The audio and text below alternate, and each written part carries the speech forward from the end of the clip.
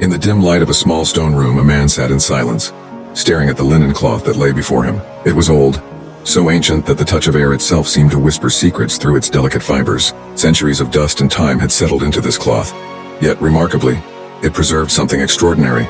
The faint image of a man's face, bruised and worn, marked by thorns and scars.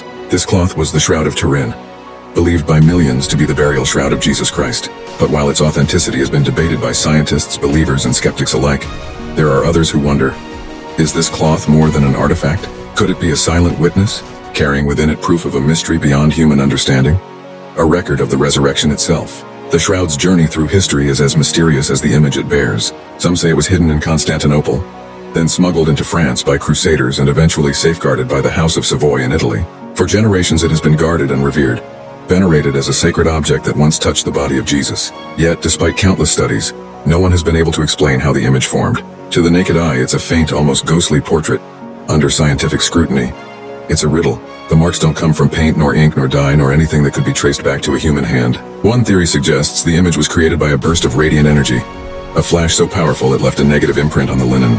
If true, this would mean the shroud captured the exact moment of resurrection, an instant where divinity and humanity met in an explosion of pure light. But what kind of force could create such an imprint?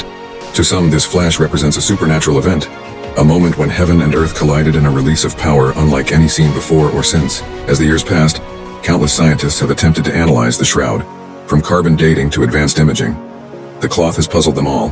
Carbon dating once suggested the shroud was medieval, but critics argue the samples taken were from a section that had been mended over the centuries, skewing the results. Others argue that no natural explanation accounts for the peculiar, almost three-dimensional quality of the image. Among those who believe in the shroud's authenticity, there's a quiet but profound understanding.